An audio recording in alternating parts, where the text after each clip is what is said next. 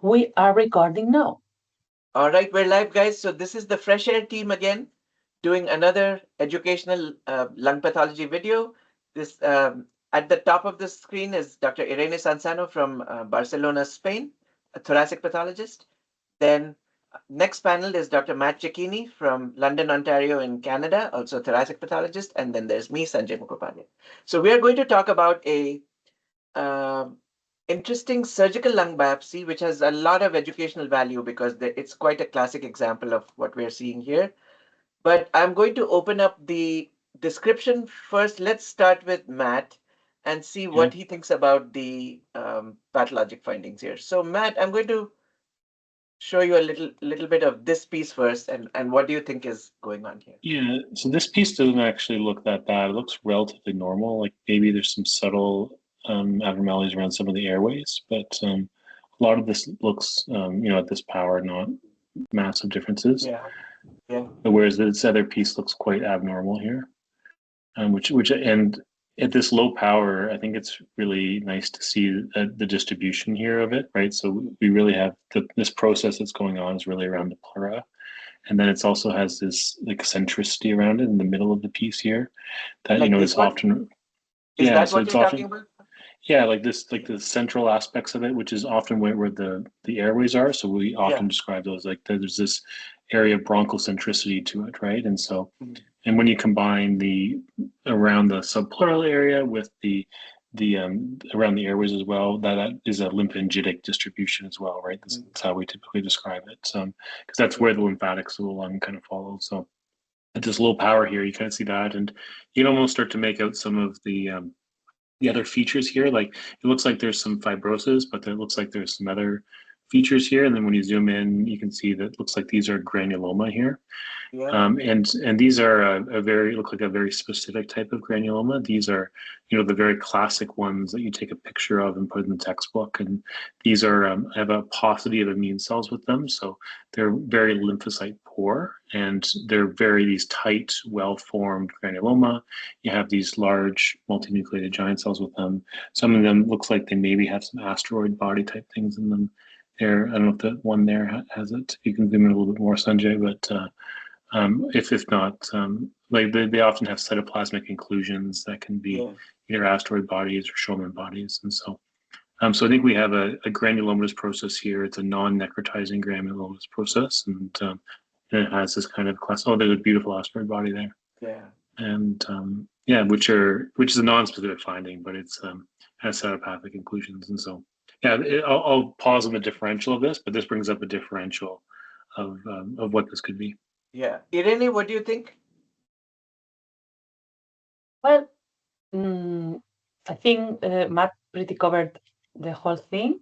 Yeah. I find in I find very important here that the parenchyma has no inflammation, that the parenchyma away from the granulomas look very normal, and that the granulomas have no necrosis, and this fibrosis around it, it's very, very typical of sarcoidosis. Mm-hmm. I see this granuloma just the opposite of a silicotic nodule. No? I mean, Mm. it's like the fibrosis is around the thing, and the the histiocytic Cells cells are are in the in the middle. middle. It's Yeah. just opposite to a silicotic nodule. And I think this is all. Yeah.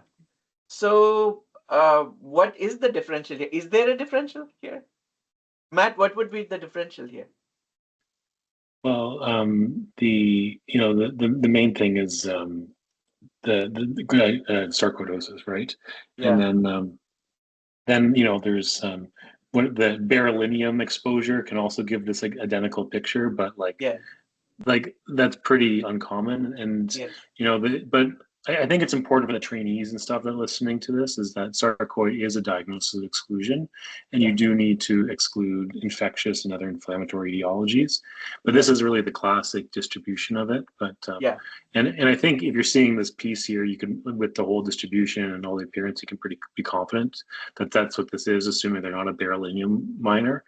You know, the classic teaching is that you still need to rule out some, you know, acid-fast bacilli and fungal organisms, even though it's probably going to have a really low yield in something that looks like this. Yeah. So in an infection, go ahead, Irene.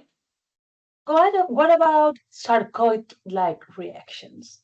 Sarcoid-like reaction, but to what? And I don't know, but they sometimes say, is it sarcoidosis, or you come with, imagine the patient has not the suspicion of sarcoidosis, and they come sometimes with the question, is this sarcoidosis or sarcoid-like reaction? And I don't think there is a way to know if something is sarcoidosis or a sarcoid-like reaction, but there are some texts that say sarcoid-like are more like this, and true sarcoidosis is more like that. What do you think about that? Yeah, I mean, if you have a lymphangitic distribution, that's very, very strong evidence of sarcoidosis, I think. Very strong.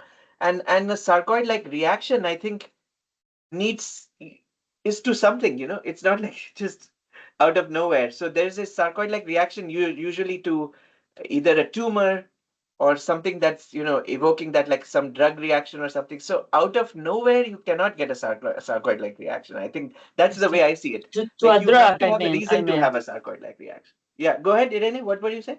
To a drug, I meant to to something that the patient is taking, and they want to know if the patient has sarcoidosis or sarcoid-like reaction. Yes, I would be very skeptical of that idea unless the drug is known to cause a histologic reaction that's identical to sarcoidosis, which I don't know of any drug that does that. You know, I don't know of any, you know, the drugs that cause granuloma like methotrexate and stuff, they don't look like this at all. They're very, very ill-defined granulomas and mostly inflammatory.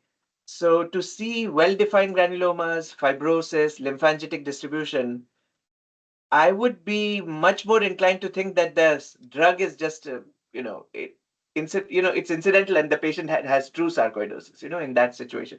But if you told me that this, you know, this patient has actually in this case, I wouldn't be, in this particular case, right, with this surgical biopsy and this lymphangitic distribution, I don't think I would believe any other cause other than sarcoidosis. I mean, you would have to show me a bug inside that. You know, you would have to show me like you found a coccidioides spherule inside of one of these. Then I would say, okay, fine, it's infectious. But I wouldn't believe anything else. Even berylliosis, you know, doesn't look like this. We've seen berylliosis here because there is a program here that looks at beryllium.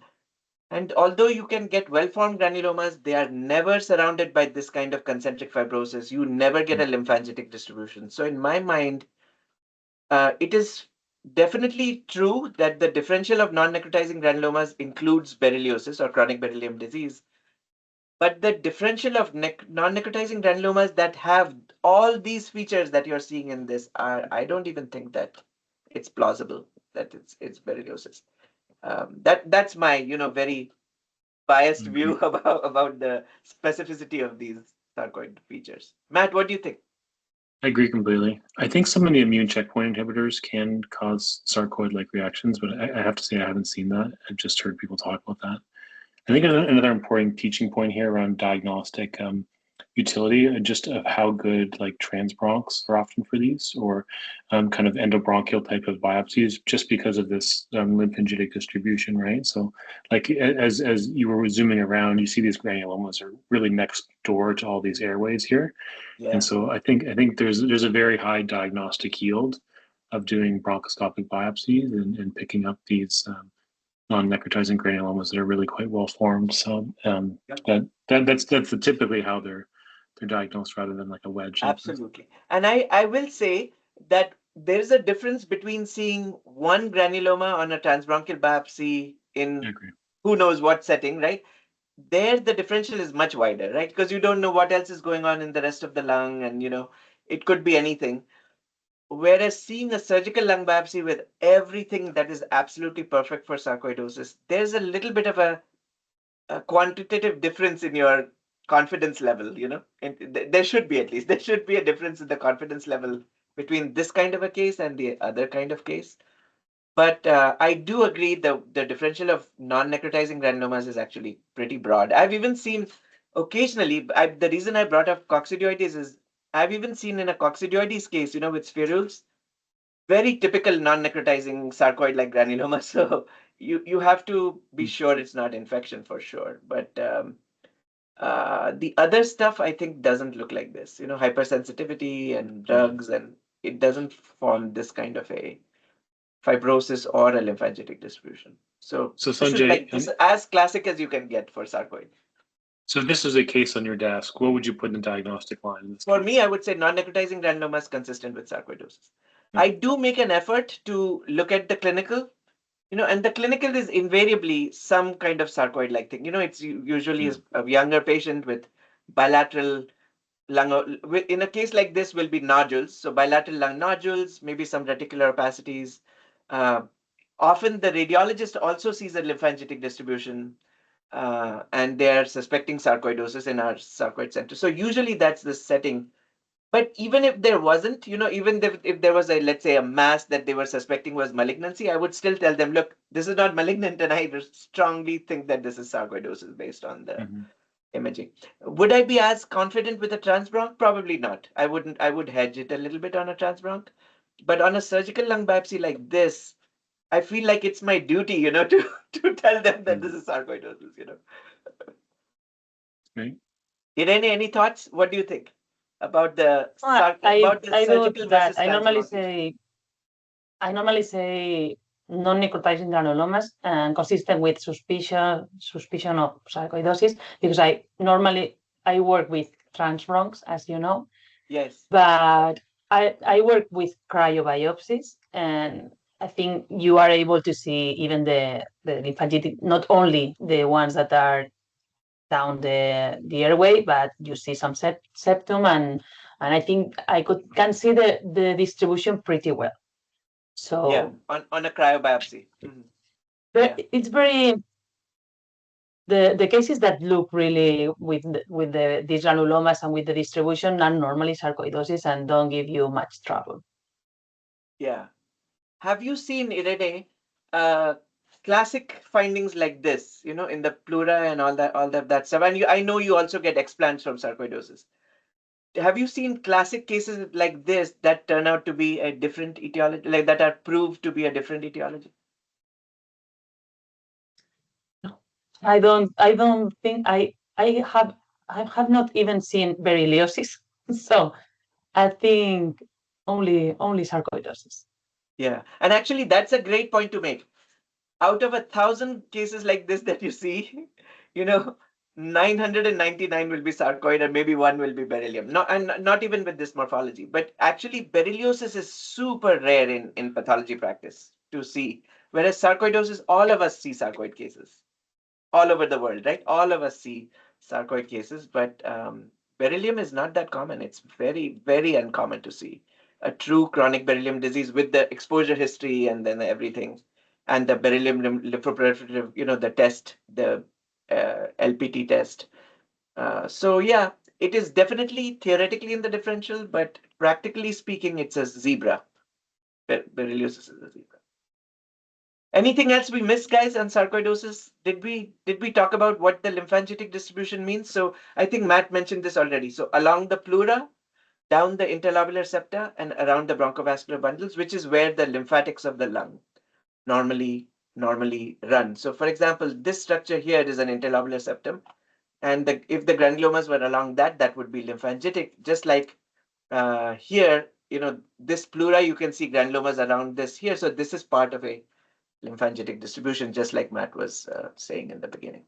And I think lymphangitic is not a great term for what should be really perilymphatic, or paralymphatic or something would have been a better term for that. I don't want to receive transbronchs from the other piece. Yeah, exactly. The one that looks so normal. Yes.